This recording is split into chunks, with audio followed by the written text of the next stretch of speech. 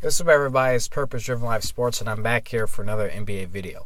So tonight's matchup in the playoffs, we have the Houston Rockets versus the Golden State Warriors. The next two games will be in Houston. So if Golden State wins the next two games, they sweep Houston, they go on to the conference finals, which would be great for Golden State because they could really use some rest. To me, this game is going to be probably one of the toughest games we will see in the playoffs in terms of both teams fighting hard. To me, Houston's probably going to shoot very well because they're at home, and usually when they're at home, they play exceptionally well in front of their home crowd. But Golden State has been exceptional on the road this year. I've seen them, to me, they play better on the road than they do at home.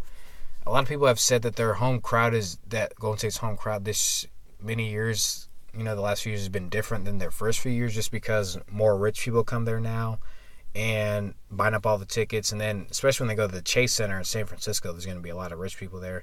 It's not the same Warriors strength and numbers crowd that there used to be. Even though there's still a lot of fans like that, you see a lot more upper wealthy people coming to the game, so you don't see as much fan involvement. That's why I think on the road they play much better because they come out with a better sense of urgency on the road. I think they will have that. Their Hamptons 5 is playing exceptionally well. You got Andre Iguodala shooting 75% from the field. Draymond Green is playing aggressive.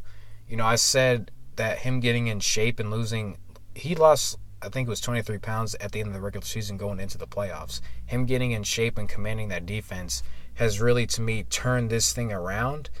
And then it's made sure that, to me, Steph Curry gets in foul trouble a lot, and he's not shooting well, but to me, he's making a concerted effort on the defensive end, and I kind of like to see that at Steph Curry.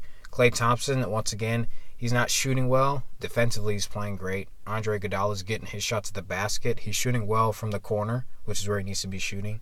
He's getting his lobs. And then Kevin Durant, of course. Kevin Durant's just scoring mid-range shots. He's knocking down his threes. He's not as efficient in this series right now. That can also change in an instant because of how efficient he is and the shots that he takes. He doesn't take bad shots. And on Houston's side, we're going to break this down a little bit. Houston, like I've always said, they're a team that wants threes and layups, and free throws, so they score three ways. Now, they're shooting very well in the series. They have a really good effective field goal percentage, which means you're making the good shots that you take. So they're playing really well. They're shooting really well. Turnovers has been their biggest problem, which is surprising because when you actually think about it, Golden State is the team that usually turns the ball over a lot just because a lot of times they get kind of lackadaisical. They kind of go through the motions and kind of take a lot of plays off. Or they get over-aggressive, Draymond Green, a lot of times.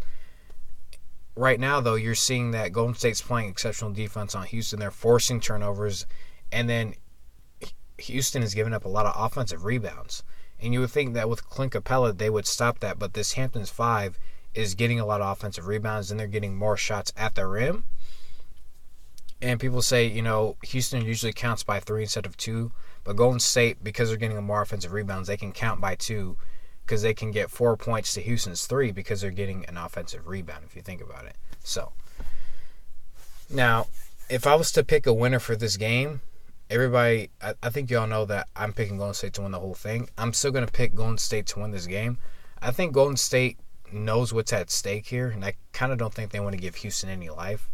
Now, it wouldn't be a bad thing if Houston won because I think because they're at home, there might be more of a sense of urgency from them as well. They might shoot a lot better. James Harden has the potential to score 40. Even if they scored 40, I don't think they could beat Golden State. They would have to have a whole concerted team effort to beat Golden State, and I don't know if I see that.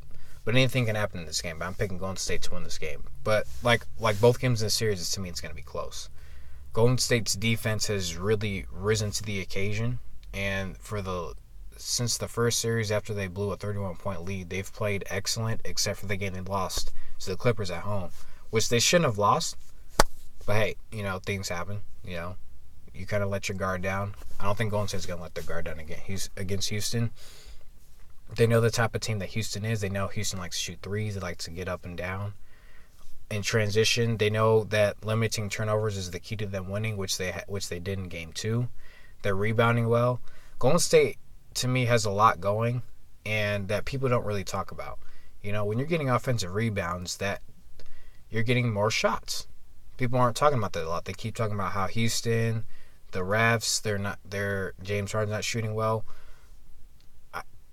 What people in the sports media need to do is, give Golden State credit for their defense that they're playing and how they're really limiting James Harden from really getting the effective looks that he wants. Now, they're not completely stopping him, but they're making sure that they make it hard to the degree that Utah really did. But that's all I'm going to say in this video. I want to thank you guys for listening. So tune in. I think the game starts at 5.